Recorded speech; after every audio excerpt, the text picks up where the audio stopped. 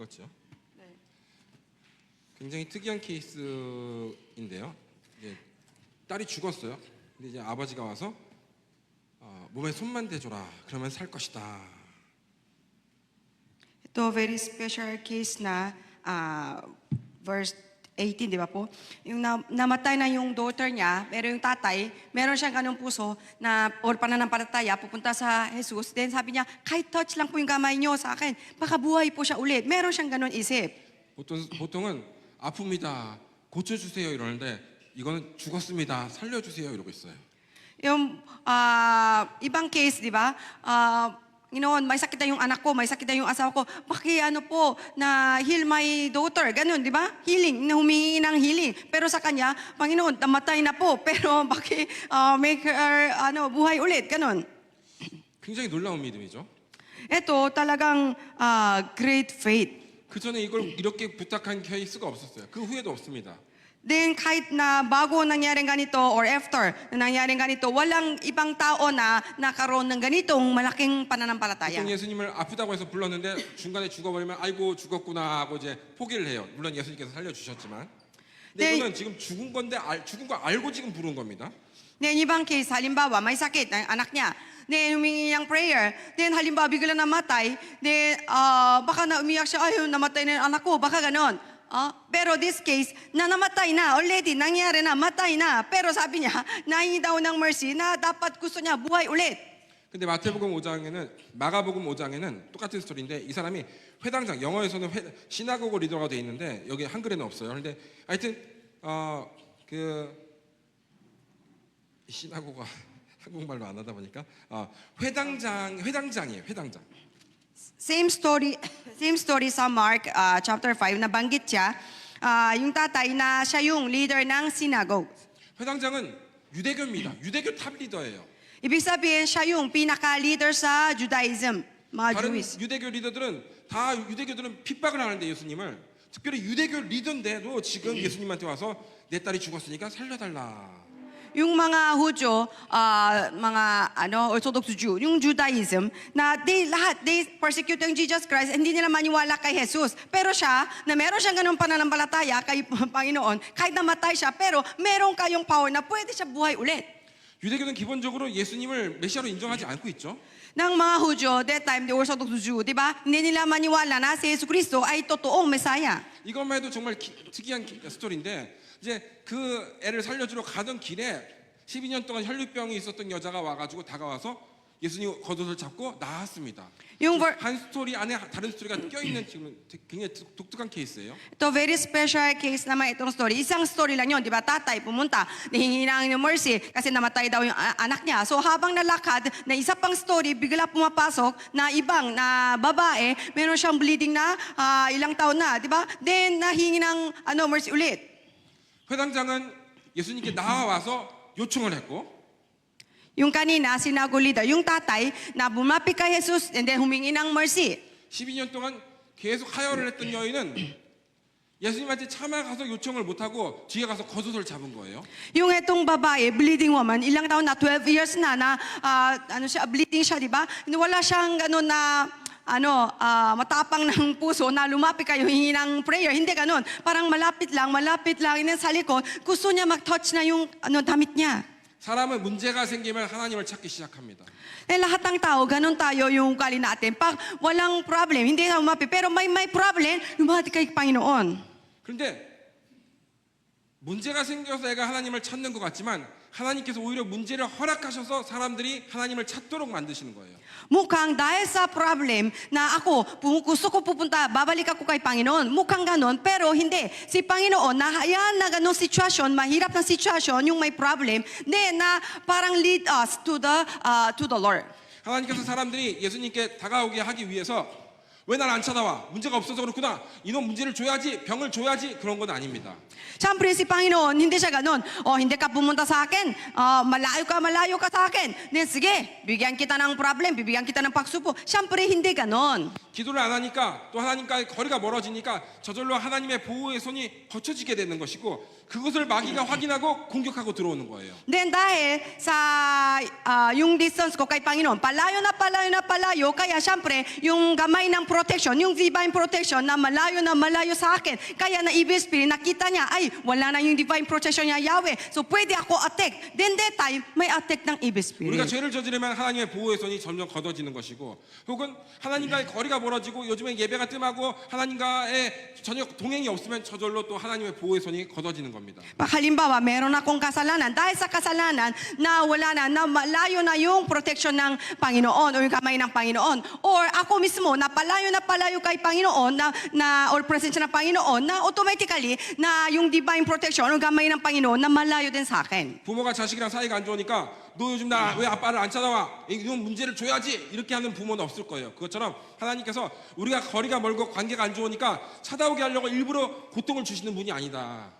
Then, siyempre, tatay, yung magulang, siyempre yung anak ko, hindi siya pumunta sa akin, hindi masyadong pumunta sa akin. Then, sige, bibigyan kita ng problem, bibigyan kita ng pagsubok para babalik sa akin. Walang ganun magulang. Ganun din si tatay Panginoon na dahil hindi tayo pumunta sa kanya, palayo sa kanya, then sige, bibigyan kita ng pagsubok. Walang ganun.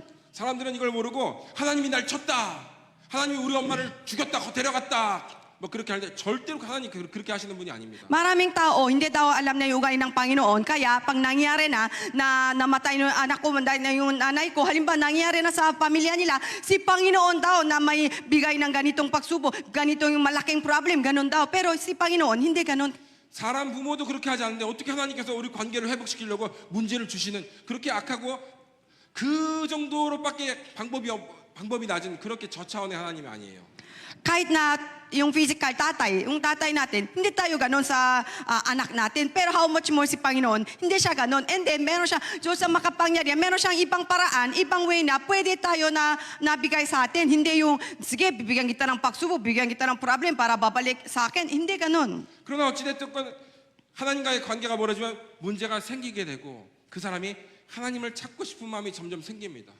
De pag palayo na palayo kay Panginoon. Then meron dahil sa problem, dahil sa bigla na pagsubok, then na gusto ko babalik kay Panginoon. Ako mismo gusto ko babalik sa Kanya. 그래서 수많은 목사들이 또 수많은 선교사들이 심지어 강력한 신유 사역자들은 강력한 큰 병을 얻었다가 그렇게 회심해서 하나님을 크게 만나는 경우들이 많아요. Maraming cases daw nga, no? Mga pastors, mga missionaries, or even healing minister. Meron siyang healing gift or healing power. Pero na meron siyang talagang sobrang serious sickness, then dahil doon, na bumalik kay Panginoon. Maraming ganun daw cases. 말랑이었건 this one. 조영기 목사님께서 신유의 능력이 강했지만 능력이 강한 것도 있지만 그 본인이 너무너무 오랫동안 아팠기 때문에 죽을 병에 걸렸었기 때문에 병자를 사랑하고 긍휼히 여기는 마음이 굉장히 어느 목사보다 큽니다. Halimbawa, Reverend Paul Yonggijo, na meron siya talaga na healing gift or healing power. Siya mismo, meron siyang gift of the Holy Spirit. Pero siya mismo, nung medyo bata pa siya, meron siyang sickness. Kaya medyo serious na sickness. Sabi ng mga doktor na matay daw, agad. Parang hindi daw mahaba ng panahon na buhay siya. Meron siyang ganon. So dahil doon, na meron daw siyang merciful heart na lagi, na pitiful heart sa mga patient daw. 그래서 말은 안 되는데 상처받은 치료자, wounded healer이라는 말이 나오는 거예요.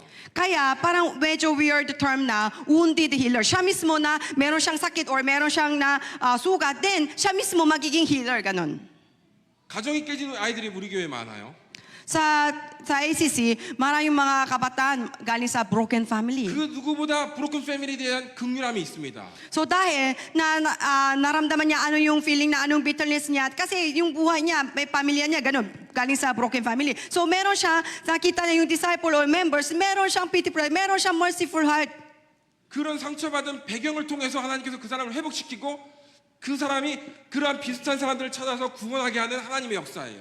Ito yung parang senaryo ng Panginoon na ginamit niya sa kanyang background. Di ba galing sa broken family? Hindi yung plano ng Panginoon. Pero nagamitin na ganung background para na overcome siya, ganung bitterness or sickness. And then, naunawaan siya ng mga ibang tao na ibang kabataan na galing sa broken family, ganung kahirap, naunawaan siya.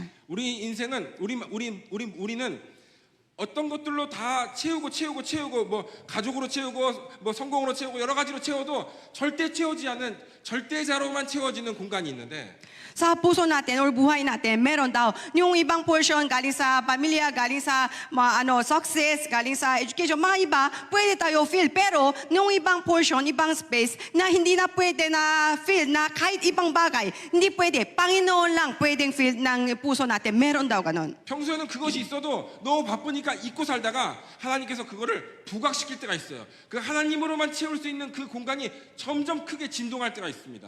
Then yung ordinary time, sobrang busy ako araw-araw. So hindi ako naramdaman, parang nakalimutan ko na. Pero meron ng moment na kahit anong subukan ko, ganito, success or something, family, walang problem. Pero still, naramdaman ko empty pa rin, emptiness pa rin. Then, walang ibang bagay na pwede fill my heart. Only Panginoon lang. 그럼 내가 여태까지 하고 있었던 것, 내가 즐기고 있었던 모든 것이 무의미하다는 생각이 굉장히 크게 다가옵니다. Then that time, na hanggang ngayon, enjoy ko na ganito, focus ko ganito. Pero yung mga ganon mga bagay na meaningless, parang walang silbi yun. Ganon yung naramdaman ko. 그것이 하나님을 찾는 영혼의 울림이, 진동이 오는 거예요. Ito yung shaking down na soul ko or spirito ko na gusto ko babalik kay Panginoon. 이럴 때 남자들이 제일 먼저 반응하는 것이 음란에 빠집니다. 이런 경우에 남자들은 제일 많이 음란에 빠져요. Yung mga ganitong cases, madalas yung mga lalaki na they commit a sin, mga sexual video or sexual things, ganun. 무엇으로도 이거 채워지지 않는 거예요. Then, di ba, kahit ibang subukan niya, pero yung ibang portion, kahit anong bagay na subukan ko, still empty pa rin. So, sabi niya, gusto niya feel ng itong puso, di ba? So, try niya mga sexual video or sexual things, ganun. 그러니까 정상적인 것을 넘어서 싸움도 해보고 도박도 해보고 음란도 해보고 뭘 다 해봅니다. So, mga yan do ordinary things, subukan ko, halimbawa, gambling din, subukan ko, yung mga droga, subukan ko, yung babae, subukan ko, yung sexual things, subukan ko, may ganun. 그런데 어떤 사람의 경우 음란의 속성이 다른 사람보다 더 큰 경우는 음란을 잡아버려요. 음란의 영이 또 부릅니다. 그래서 결탁이 돼버려요. 음란에 깊게 빠집니다. 중독돼서. Halimbawa, itong lalaki, nasubukan niya iba-ibang bagay, pero mas kaya sa ibang lalaki, ito, mas focus sa, mas weak siya, mga sexual things. Then, ibig sabihin, catch na, ay, itong lalaki, mas weak siya sa mga sexual things. So, ito, sige, alam ko na. Then, catch na sa kanyang weakness. 다 큰 성인 같은 경우 원나잇을 하거나 아니면 사창가를 가서 여자들 찾기 시작합니다. Yung mga adult, pwede na kahit sino man, sige, punta tayo hotel o ganyan, or punta tayo, hanap siya ng prostitute, pwede ganun. 그런데 그런 과정 속에서 하나님을 만난 사람들이 정말 많습니다. 주의 종들도 굉장히 많아요.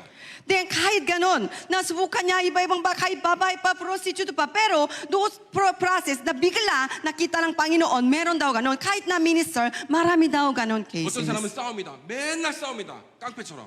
Yung ibang laki daw, araw-araw na away sa ibang tao, parang mukhang gangster. 한국에도 이기풍 목사님도 그렇고 정말 많은 목사들과 선교사들이 그러다가 하나님을 또 만나요. Yung ibang Korean pastor din sa Korea, meron kaming ganun cases, talagang sobrang great man of God. Pero nung dati, binata pa, nalagi araw-araw mukhang gangster, pero bigla isang moment, nakita na daw Panginoon. Ganun case. 뭔가를 채워보려고 지금 발버둥을 치다가 죄에 빠진 거예요. Kasi struggle siya, kasi kahit anong bagay, subukan niya, hindi pa, naramdaman niya empty pa rin. Then, bigla, nakita ng Panginoon. Ganun cases. 갈급한 거예요. Then dahil meron siyang ng thirst or desperate heart. 큰 헝거가 아주 큰 갈급함이 있는 거예요. Then na meron siyang na big hunger sa puso niya. 근데 그것은 내 영혼이 하나님을 찾고 있는 과정 중인데 사람들은 그걸 모릅니다. Then siyempre, ito, parang naramdaman ko na emptiness, ganyan, big hunger. Ito, yung spirito ko na hinahanap ng Panginoon Diyos. Pero siyempre, yung tao, hindi na niya alam na hinahanap ko na yung Panginoon. 중독에 빠진 자녀, 중독에 빠진 성도들 위해서 한참 기도하다 보면은 야, 이 더러운 놈 어떻게 저렇게 사나 이렇게 기도를 하기 시작하다가 처음에 그렇게 시작할 거 아니야. 그런데 나중에 가다 보면 그가 하나님을 정말 찾고 있구나. 그러다 방향을 잘못 들었구나를 깨닫게 돼요. Then halimbawa, na minister tayo ng isang membro or lalaki na meron siyang addiction. So we cast out the EBSP, we cast out the deliverance prayer, may ganun para sa addiction, ganyan. Then una, na hindi tayo intindihan, bakit ganun yung subukan mo, yung mga babae or sexual things, ganyan. Pero na habang na-pray sa kanya, na unaman natin, na yung dati, na meron siyang subukan na iba-ibang bagay, na yung spirito niya, hinahanap ng Panginoon, pero hindi pa nakita ng Panginoon, kaya subukan niya iba-ibang bagay. 절대자로만 채워지는 공간인데 도저히 일반적인 걸로 안 채워지니까 중독으로 강력한 것으로 채우는 겁니다. Then subukan niya, di ba, iba-ibang bagay. Pero still, naramdaman pa rin emptiness. So anong gagawin ko? Sige, mas strong pa. Addiction na lang, droga na lang, parang ganun. 그래서 중독이 있는 모든 사람들은 지금 하나님을 찾고 있는 과정들이에요. So those who fall into that addiction, meaning yung spirito niya, yung soul niya, hinahanap ng Panginoon Diyos. 중독이 강하면 강할수록 하나님을 찾는 그 심령의 그 공허함이 큰 겁니다. The more na serious naman yung addiction, meaning the more na yung spirito niya, hinahanap ng Panginoon Diyos. 그래서 주의 종이 된 사람들 중에서는 약한 중독에 빠진 사람들보다는 진짜 강력한 중독에 도저히 저거 인간 쓰레기구나 헤어날 수 없다 하는 애들이 많다. Then maraming pastor's case daw ganyan. Yung buka niya, konting bagay ganito, hindi ganon. Para yung maraming pastor's case, talagang sobrang serious naman yung addiction or sobrang serious yung parang kasalanan, ganyan. Then bigla nakita ng Panginoon, marami daw ang ganong cases. 여러분들도 외롭습니다. Kayo din, baka meron kayong feel ng loneliness. 10대부터 자꾸 이성을 찾아요. 남자를 찾고 여자를 찾아요. Then teenager, binata-dalaga, na hinahanap ng girlfriend, boyfriend. 왜 저럴까? 결혼하고 빨리 결혼할 것도 아닌데. Bakit ganun? Teenager pa lang, high school pa lang, bakit hanap ng babae? Bakit hanap ng lalaki? Hindi niya kaya ng kasal agad. 내 안에 공허함이 너무 큰 거예요. Dahil na ibig sabihin na yung sa puso niya, malaking emptiness. 나의 능력과 나의 지혜로는 이걸 채울 수가 없어요. Then na aking ability or experience, anything, wisdom, hindi pwede na feel ng itong empty heart. 그래서 다른 사람을 만나가지고 다른 사람의 도움으로 이걸 채우기를 원하는 거예요. Kaya na sarili ko, feeling ko hindi ko kaya. Sige, hanap ko ng ibang tao. Then dahil sa kanya, pakita ko ng ibang sa kanya, kasama ng ibang tao, pwede na feel ng itong empty heart. 그래서 남자를 강력하게 찾는 겁니다. 저 사람 아니면 내가 안 될 것 같아요 지금. Kaya hinahanap ng boyfriend, hinahanap ng babae, feeling niya kung wala siya, parang still empty pa rin. 여자를 강력하게 찾는 겁니다. 저 여자가 없으면 내 인생은 안 될 것 같아. Hinahanap niyang babae, feeling niya, kung wala siya, talaga hindi ko na kaya ng buhay. Ganon yung feeling niya. 그런데 그것은 진짜 남편인 예수 그리스도를 찾고자 하는 마음인 거예요.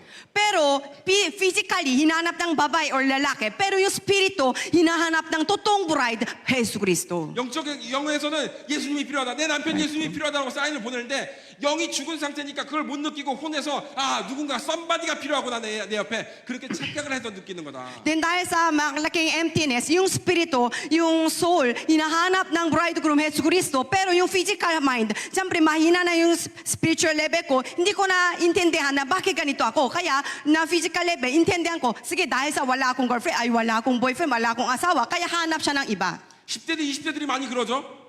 Mga teenager, mga 20s. 하나님께서 10대 20대들을 강하게 부르기 때문에 그렇습니다. Then dahil yung mga teenager period, yung younger period, 20s ganyan, dahil sa Panginoon na talagang hinanap na calling you strongly. 내가 왜 이렇게 중독에 빠졌는가? 내가 왜 이렇게 이성을 찾는가?라고 하는 것이 그 이유가 여러분이 사실 여러분 안에 영혼이 하나님을 강력하게 찾고 있었다는 것을 깨달아야 되는 거예요. Bakit ako lagi hinanap ng boyfriend, girlfriend, lagi pa kay feeling emptiness or na hinanap ko na yung mga addiction, yung ganyan, ibig sabihin yung spirito ko na hinanap ng Panginoon, yung Panginoon na strongly calling each of you. 그리고 하나님을 정말 정통으로 만나면 그제서야 나 이제 만났다 필요 없다 저건 필요 없다 이건 잘못 찾은 거구나 내가 제대로 된 걸 찾았다 내가 원하는 것이 이거였구나 몰랐는데 라고 깨닫습니다. Then di ba intindihan nyo, di ba? Hinanap ng addiction, binanap ng babae, lalaki, labukan niya, iba-iba. Pero finally, nakita ng Panginoon Diyos, then, wala ibang bagay, meaningless lahat. Finally, got it, ganun. 어떤 사람 육체의 질병을 통해서 강력하게 하나님을 찾고자 하는 마음이 올라와요. And yung ibang tao case, dahil sa physical sickness, na meron daw siyang desire na gustong-gusto ko hinanap ng Panginoon. 어떤 사람은 두뇌에서 정신적인 어떤 문제 때문에 결국 하나님을 찾게 되는 방향으로 가게 돼 있습니다. Yung ibang tao case, dahil sa mental problem, dahil doon, na hinanap daw ng Panginoon. 내가 지금 사업해야 되는데 내가 지금 정신적으로 왜 이렇게 혼란스럽지 힘들지? Na meron akong negosyo, meron akong sariling business, pero bakit yung ngayon, yung utak ko parang problem? 지금 그 영혼은 모든 것을 내려놓고서라도 하나님을 정말 만나고 싶은 마음이 강력하게 올라오는 겁니다. 지금 영에서.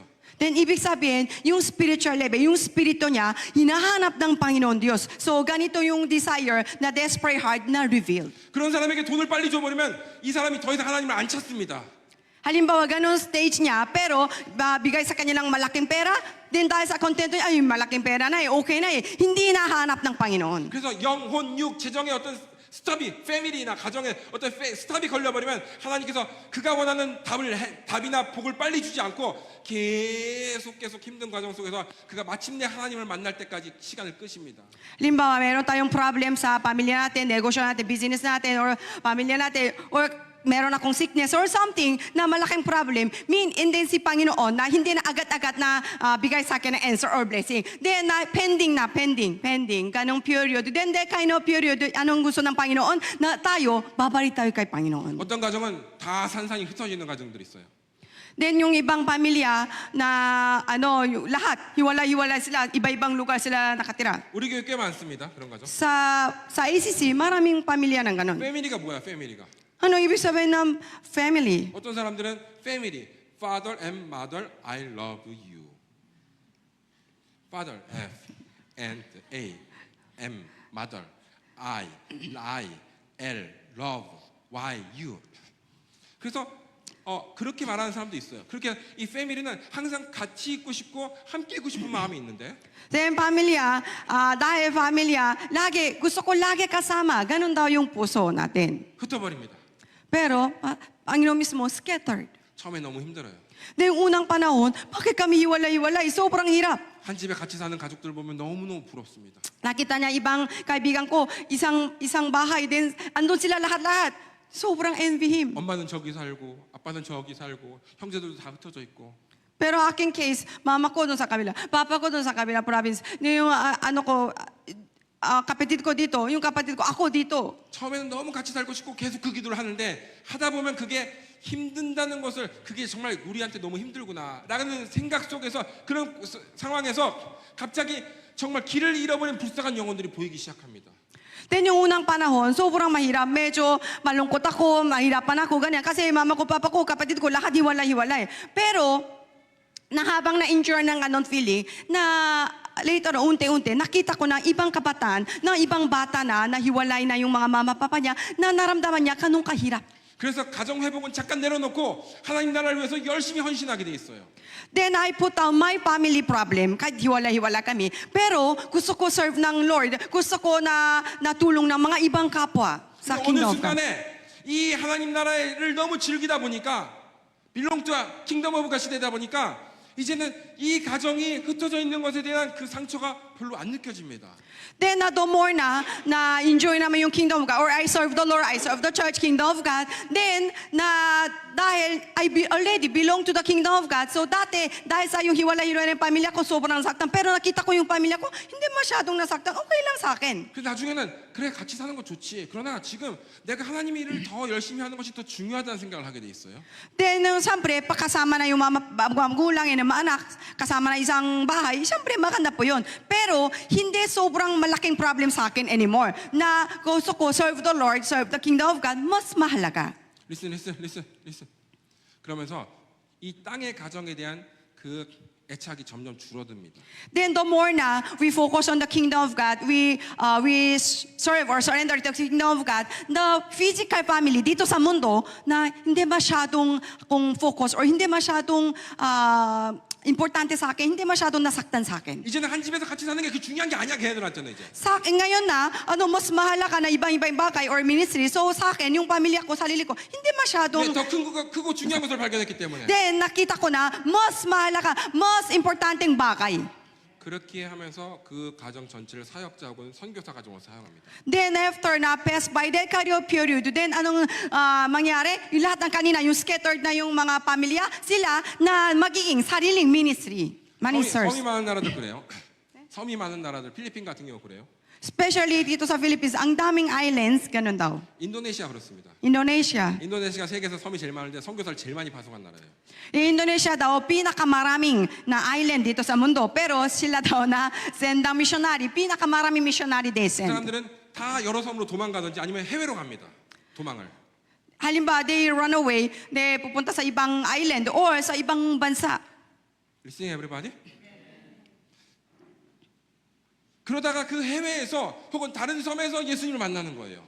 Then sa ibang lugar or ibang island or ibang bansa, nakita daw Jesu Cristo. 그리고 다시 자기 섬으로 돌아옵니다. 전도하려고. Then nakita niyang na-meet ng Panginoon, then babalik daw sa hometown niya, sa island niya, para pwede ako evangelize. 인도네시아가 싫어서 좋은 나라로 유럽을 갔는데 도로 돌아오는 거예요. 선교하러. Then galing sa Indonesia, ayoko Indonesia na mahirap ang sitwasyon. So pumunta siya European country, pero nakita ng Panginoon, then sige, babalik ako Indonesia para na evangelism ako, ganun. 이 땅의 삶이 중요하지 않는 거죠. So dati na importante niya yung buhay dito sa mundo, pero hindi na. Nakita ko ng supreme value, hindi na importante dito yung buhay na dito sa mundo. 섬이 많은 나라들은 이렇게 흩어져 살잖아요. 보통 그런 경우는 많잖아. 아무래도 Then 다른 나라들. especially na character na yung mga islands. Puro islands. Kaya maraming tao na scattered. 그리고 흩어지면 다시 만나기 어렵고 섬이 있으니까. Then once na scattered na, dahil sa malayong lugar, island pa, mahirap na gather together ulit. 그리고 한국처럼 전쟁이 있었던 나라도 그렇습니다. 한국처럼 전쟁이 있었던 나라도 그래요. 많이 흩어져 삽니다. Then sa Korea, we have a national war, kaya because of that, na kahit na family, mga relatives, we scattered many 그래서 areas. 정말 선교를 많이 하죠. And that's why, because of that kind of background, na we also send many missionaries. Understand today message? 여러분 어떤 상처가 있고 어떤 어려움이 있는지가 중요하다. So kayo, anong background nyo? Ano yung bitterness nyo? Ano yung wounds nyo? Importante po yun. 그걸 통해서 하나님은 여러분만 치료하는 게 아니라 여러분이 치료받고 나서 wounded 힐러가 돼서 수많은 사람을 치유하기를 원하십니다. Then ginamit niya, hindi galing sa Panginoon, pero nanggamit ng Panginoon yung background nyo, yung bitterness nyo, yung dating buhay nyo. Then naunawan kayo ng ibang kabataan. Then na kayo mismo na magiging wounded healer. 근데 문제가 생겼고 질병이 왔고 여러 가지 브레이크가 걸렸는데 하나님을 안 찾아오면은 이 축복 준비됐던 축복이 계속 딜레이 3년, 5년, 10년이 딜레이가 되는 거예요. Then once nakita na something harangan na sa buhay ko, something meron akong problem sa buhay ko. Ito yung parang sign ng Panginoon, di ba? Calling ng Panginoon. So dapat babalik tayo agad kay Panginoon. Pero hindi, ayoko muna. Hindi ako pumunta kay Panginoon. Yung si Panginoon prepare ng blessing para sa aking buhay, pero delay pa yung blessing. 지금 예수님은 회당장 딸 살려주러 가자 이러고 있었어요. 같이 걷고 있었어요. Kanina ang story, babalik tayo story, then dahil sa humingi ng tatay, di ba, na dahil sa yung anak niya namatay. So sige, tara, punta tayo bahay mo. So habang nalakad siya, 이 혈류병 여자는 초청된 게 아닙니다. 이 스토리에. then kanina, bigla na pumapasok na ibang story na bleeding, 12 years na bleeding woman, hindi na invited itong story, di ba? 지금 이 스토리 나오면 안 돼 지금 여기에는. Yung kanina, na-start ng bagong story, yung tatay hingi ng healing dahil sa anak niya. 어떤 소리가 시작됐는데 어떤 소리가 끝나야지 다른 소리가 시작되는데 중간에 이렇게 다른 소리가 들어온 경우가 없단 말이에요 지금. Mostly start ng ibang story, di ba? Na dahil sa yung tatay, hingi ng healing dahil sa anak niya. Yung start na ibang story. Pagtapos na yung ganong story doon sa lugar, then punta sa halimbawa ibang lugar, na start na ibang story. Pero ngayon story, isang verse pa lang, bigla pumapasok na yung bleeding woman, bigla ganon. 이건 회당장 사람의 스토리 같지만 사실 예수님의 스토리거든. Then ito, mukhang story of the tatay leader of the synagogue. Pero hindi ito, story of Jesus Christ yun. 근데 여자가 12년 동안 하혈을 하니까 예수님 스토리를 비집고 들어와 남의 스토리를 비집고 들어와서 예수님 옷을 잡아버린 거예요. Dahil ang kanyang story, yung pagsubok, yung woman, di ba? 12 years, hindi 1 year, hindi 2 years, 12 years bleeding siya. Desperate na durok ng puso niya. So hindi pwede. Ako muna na pumasok sa ibang story. Ako muna, Panginoon, na hawak na yung damit ng Yesu Cristo. 12년이면 정상생활 못합니다. 사람 돌아버립니다. Pag 12 years na bleeding, hindi na pwede nakaroon ng normal life. 온몸에 냄새가 났을 거예요. Baka 12 years na siyempre may amoy dugo. 집안 식구랑도 같이 살 수가 없을 거예요. 냄새가 많이 나서. Baka na mga kapatid niya or mga yung pamilya niya, ayaw niya, mahirapan sila dahil sa baka amoy. 옛날에는 집에 수도꼭지도 없잖아. 씻을 수도 없잖아. 옛날에는. Hindi itong panahon, di ba, hindi na bawat bahay meron faucet, walang gripo. 1, 2년 혈류였으면은 자기 차례 올 때까지 기다렸을 겁니다. 어디서? Baka isang taon pa lang, dalawang parong pa lang breeding, baka sige, antay ko na yung aking chance, ganyan. 어디서 기도하고 기다렸을 거예요. Baka doon sa ibang lugar na lang, antay ko na Yesu Cristo, baka mamaya babalik sila dito. 아니면 삭개오처럼 예수님 오시는 그 길가에 나무에 올라가서 이렇게 미리 대기하고 있던지. Or sa chaos, di ba? Pag balita na, babalita sa Yesu Cristo ito, sige, akyat ako sa puno para naantay ko na sa Yesu Cristo. Baka ganun. 12년이 되니까 사람들 사이로 막 비집고 들어가는 거예요. 막 이렇게 비집고 들어가는 겁니다. 이렇게 뚫고 들어가는 거예요. Ako din, pasok ako din. Baka 12 years na bleeding. Sobrang desperate ang sitwasyon. Kaya ibang story start na yung synagogue leader. Pero sige, ako muna, Panginoon. Ganun, pumasok siya. 12년이면 일어나봐. 스탠드. 얘보다 더 말랐습니다. Baka 12 years bleeding, mas payat pa kay Eliza. 진짜 뼈만 남은 여자예요. Baka ano lang, buto lang. 근데 그 군중을 밀고 들어가는 거예요. 계속 밀고 들어가는 겁니다. 12 years bleeding, naisip nyo, talagang buto lang, skeleton siya, pero pumapasok, maraming tao, pero sige, ako muna, Panginoon, ganun siya. 남자들이 앞에 있고 여자들이 못 들어가도 여자들은 뒤로 밀리지 애들이랑. Mostly, maraming tao na sabay-sabay lakad. Siyempre, mga macho may, yung mga lalaki mauna, tapos yung mga babae or mga bata dito sa likod, di ba? 남자들의 어깨가 이렇게 두꺼우니까, 그치? 그러니까 이 여자는 이 밑을 지나가는 겁니다. 밑을 파고드는 거예요. Siyempre, malapit kay Jesus Cristo, maraming mga macho may yung mga pinatay, lalaki sila. So, malapad na yung shoulder, di ba? So, hindi pwede na lakad. Baka dito sa ilalim na lang. 어떻게 이렇게 침노할 수 있었을까? 부끄러움을 탔던 여자일 텐데. Baka sobrang naiya sa sarili niya dahil sa bleeding. Pero, bakit na-overcome ng ganun na shameful situation? 강력한 문제가 그 여자로 하여금 예수님한테 계속 침노하게 하는 겁니다. Dahil, bakit na nagiging violent siya? Dahil sa desperate na pagsubok niya, pwede siya, meron siyang desperate na, sige, punta ako, no matter what, punta ako Jesus Cristo ngayon. 그런데 이 여자는 지가 침노한다고 생각하지만 그게 아니라 하나 예수님께서 그런 강력한 어려움을 허락하셔서 침노할 수밖에 없게끔 만드신다. Mukhang sa yung babae, siya mismo, meron akong pananampalataya, malakas ako. Hindi ganon. Hindi. Si Panginoon, nahayaan na ganon sitwasyon niya, meron siyang pagsubong matakan ng panahon, kaya na make her heart na desperate. 여러분 문제가 있잖아요. Then kahit tayo lahat, meron tayong problem. 전도를 열심히 해서 부흥시키고 싶잖아. Then gusto ko din, evangelize, makuha ng maraming mga souls, di ba? 빨리 이 문제를 해결하고 부자가 되고 싶잖아. Gusto nyo na-solve this problem, gusto nyo magiging mayaman. 그러면 설렁설렁 기도해서는 이게 침노가 안 된다. Pero kung ganon, gusto nyo ganon desire, yung prayer time nyo, hindi, kunyari lang, hindi pwede. 회당장 다음에 지금 눈 뜨는 사건 나옵니다. 이 여자 지금 자기 차례 안 나와 지금. 회당장 스토리 다음에 지금 봉사 눈 뜨는 스토리가 나오기 때문에 이 여자 스토리가 안 나온다고 지금 이런 스토리는 지금 중간에 낄 수가 없다고 지금. Then, kanina, yung story ng sinagog leader, tatay, di ba? And then after that, yung mga blind people, bigla open eyes. Another start ng another miracle story. Hindi pwede bigla pumapasok na yung breathing woman story, pero talagang violent niya na pumasok doon. 혈류병이 죽었냐? 그 소경이냐? 이 정도 급이 안 되잖아. 너 뒤로 가 그러면은. Then kanina, na yung unang story, di ba? Yung daughter, namatay na. Wala na, namatay na. Most desperate story, di ba? Blind, most desperate story. Yung bleeding 12 years, parang bilang sa kanila, kaya sa kanila, wala yon, baliwala yon. Pero, dahil sa violent heart niya, na pumapasok sa kanya. 어려움이 있으면 아이고 와주시겠지 이렇게 안 하면 안 되고 무조건 야 이 문제가 있을 때 이때 지금 만날 때다 하고 침노를 해야 되는 겁니다. 다음 때를 미루면 안 되는 거예요. Kung meron kayong problem or meron kayong talagang malaking problem or pagsubo, hindi pwede, ay, baka si Panginoon, meron siyang tamang panahon. Ay, antayin natin. Hindi pwede ganon. Talagang violently, with a desperate heart, pumapasok daw kayo.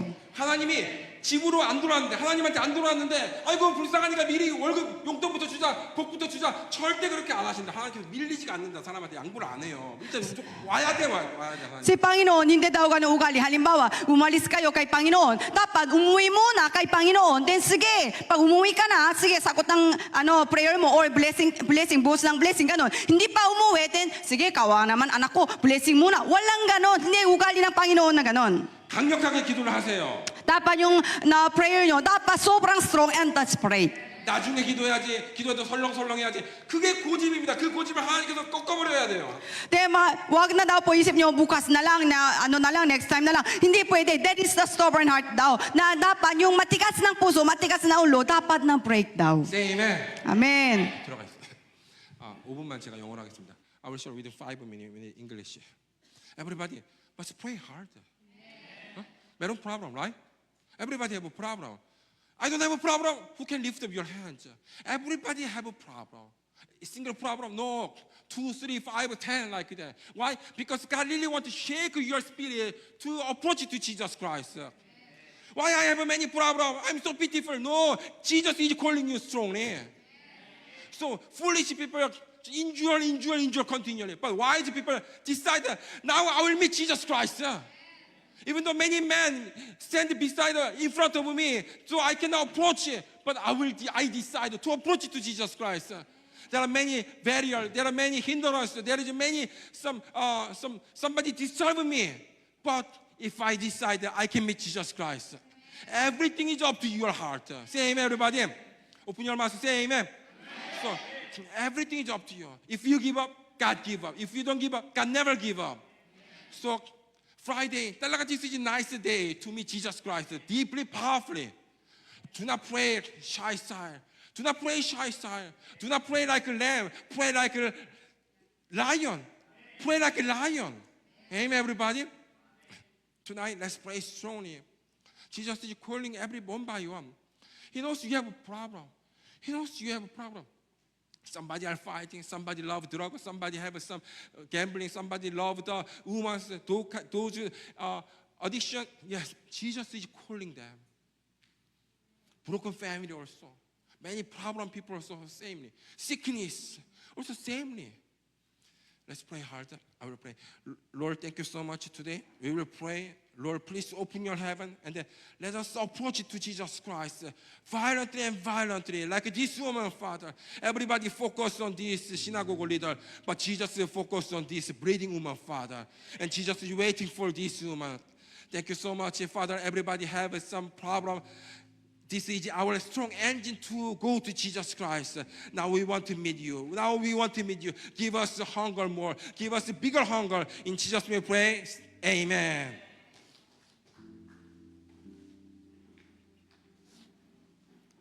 우리는 1시간 기도하는데 한 30분이라도 기도하시고 제 방으로 들어가시면 되고, 제가 한 20분 넘으면은 세 분들 제가 기도해 드릴게요. 그때까지는 좀 기도하고 버텨보세요. 알았죠?